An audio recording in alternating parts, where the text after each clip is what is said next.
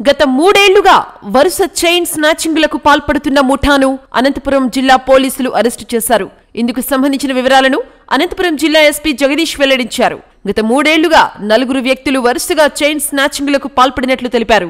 మొత్తం వారంతా 90 చైన్ స్నాచింగ్లకు పాల్పడ్డారని ఆయన వివరించారు.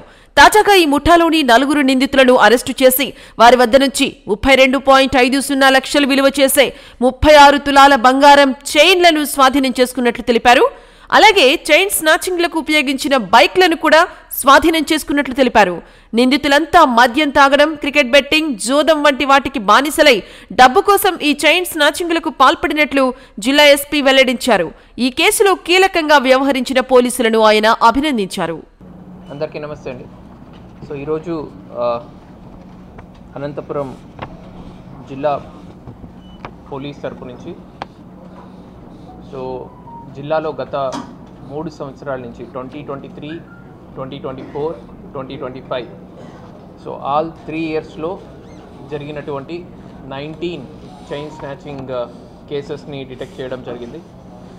దీంట్లో 4 ముద్దాయిల్ని అరెస్ట్ చేసి వాళ్ళ వద్ద నుంచి ఆల్మోస్ట్ 32.5 lakhs వర్త్ 36 తులాల బంగారం మరియు వాళ్ళు వాడినటువంటి 3 బైక్స్ని మనము రికవర్ చేయడం జరిగింది.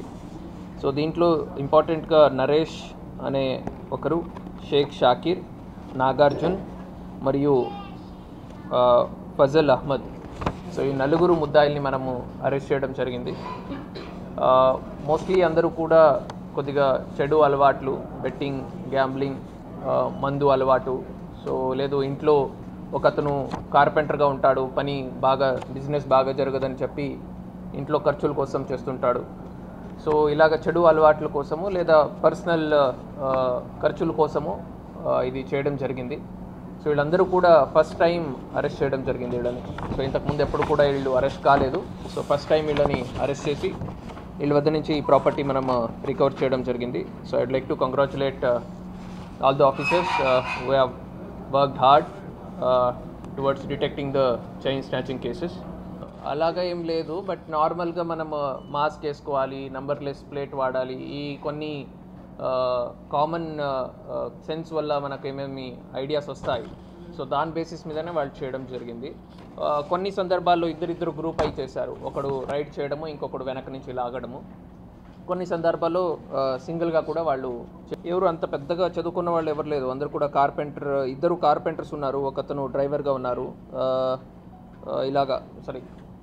పెద్ద ఎడ్యుకేటెడ్ ఎవరు లేరు. చైన్ స్నాచింగ్ ఒకటే కాదు, కమింగ్ కొన్ని రోజుల్లో అన్ని హాలిడేస్ ఉన్నాయి కాబట్టి ప్రాపర్టీ అఫెన్సెస్ కూడా మనము పాత ఇయర్స్ క్రైమ్ అనాలిసిస్ ట్రెండ్ చూసినప్పుడు కూడా మార్చ్, ఏప్రిల్, మే ఈ మనకు హాలిడేస్ వస్తాయి కాబట్టి చాలా వరకు ప్రాపర్టీ అఫెన్సెస్ ఎక్కువ జరుగుతాయి. కాబట్టి ప్రజలందరూ కూడా కొన్ని జాగ్రత్తలు తీసుకోవాల్సిన అవసరం ఎక్కువ ఉంది. ఒకటి, ఇంట్లో నుంచి ప్రతిసారి కూడా రిపీట్ చేస్తున్నాము, బట్ అయినప్పటికీ కూడా మనకు అఫెన్సెస్ జరుగుతున్నాయి. నెంబర్ 1, ఇంట్లో నుంచి బయటికి వెళ్ళే టైంలో ఖచ్చితంగా లాక్ వేయాలి. అన్ని చోట్ల లాక్ వేసే టైంలో మీరు జాగ్రత్త తీసుకోవాల్సింది, బయట నుంచి కనపడేటట్టు లాక్ కాకుండా లోపల నుంచి లాక్ వేసుకుంటే, లేదంటే షట్టర్ లాక్స్ లాంటివి వస్తాయి, లోపల కన్సీల్ అయ్యే లాక్స్ వస్తాయి, అట్లాంటి లాక్స్ వేసుకోండి. లాక్స్ కూడా పాతవి అయినట్టుంటే ఖచ్చితంగా ఆ లాక్ని రీప్లేస్ చేసుకోండి. నెంబర్ 1. నెంబర్ 2, ఇంట్లో ఒక లైట్ ఆన్ చేసి ఉంచడము.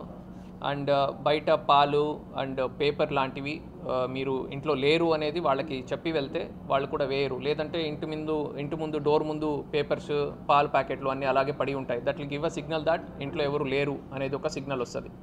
అదొకటి. నెంబర్ 3, పోలీస్ తరపు నుంచి free of cost lockdowns monitoring system ఉంది. మీరు ఇంట్లో లేనప్పుడు మీ ఇంటి కంప్లీట్ పర్యవేక్షణ మా రెస్పాన్సిబిలిటీ అయి ఉంటుంది. మన కెమెరాస్ ఉంటాయి, మన కంట్రోల్ రూమ్లో నుంచి కంటిన్యూస్గా వాచ్ చేస్తారు. లైవ్లోనే ఇన్ కేస్ ఏదైనా ముద్దాయిలు అటెంప్ట్ చేసినట్టయితే లైవ్లోనే మనం పట్టుకోవడం జరుగుతుంది. దాన్ని మీరు ఫ్రీ ఆఫ్ కాస్ట్ ఆ సేవ కూడా పొందొచ్చు. ఇంకా బెస్ట్, మీ ఇంట్లో బయటికి వెళ్ళే టైంలో ఏ ప్రాపర్టీ కూడా ఇంట్లో ఉంచకండి. దాన్ని లాకర్స్లో సేఫ్గా మీరు సేఫ్ కస్టడీలో పెట్టిపోతే ఇంకా మంచిది. అండ్ చాలా సిచ్యువేషన్స్లో మనం చూస్తుంటాము, ఇంట్లోనే లాకర్లో పెట్టి ఉంటారు, బట్ కీ అక్కడే ఏదో పిల్లో కిందనో లేదంటే ఇంకొక బెడ్ కిందనో లేదా ఇంకొక మ్యాట్ కిందనో స్లిప్పర్స్ ల్యాండ్లోనో మెయిల్ బాక్స్లోనో ఏదో ఒక చోట కీ పెట్టేసి వెళ్ళిపోతుంటారు. సో అట్లాంటివి చేయకుండా కొద్దిగా జాగ్రత్తలు తీసుకోవాల్సిన అవసరం ఉంది. So this is related to property offences. గత కొన్ని రోజుల ముందు మాకు ఇంటర్ రిజల్ట్స్ కూడా రావడం జరిగింది. So there were 3 to 4 cases of students attempting suicide and 3-4 cases కూడా మాకు మిస్సింగ్ కేసెస్ కూడా రిపోర్ట్ అయ్యి ఉన్నాయి. So 10th results is not the end of life. 10th రిజల్ట్స్లో ఫెయిల్ అయిపోతే లైఫ్ ఎండ్ అయిపోయినట్టు కాదు. సో పిల్లలందరూ కూడా, పిల్లలతో పాటుగా పేరెంట్స్ కూడా అర్థం చేసుకొని పిల్లల్ని, so if they have done like they might have worked hard for the complete year, but at the end of the ఇయర్లో రిజల్ట్స్ కొద్దిగా అటు ఇటు అయ్యేసరికి వాళ్ళు మానసిక స్థైర్యాన్ని కోల్పోయి, కాన్ఫిడెన్స్ కోల్పోయి కొంతమంది మిస్ అవుతున్నారు, కొంతమంది సూసైడ్స్కి అటెంప్ట్ చేస్తున్నారు. సో ఈ టైంలో పేరెంట్స్ కొద్దిగా సపోర్ట్ చేసి వాళ్ళకి మోరల్ బూస్ట్ ఇచ్చి, so this is not end of life అనేది వాళ్ళకి కొద్దిగా కన్విన్స్ చేసి, సో వాళ్ళకి సపోర్ట్గా నిలబడి ఇట్లాంటి ఇన్సిడెంట్స్ జరగకుండా చూసుకోవాలని కూడా కోరుకుంటున్నాను.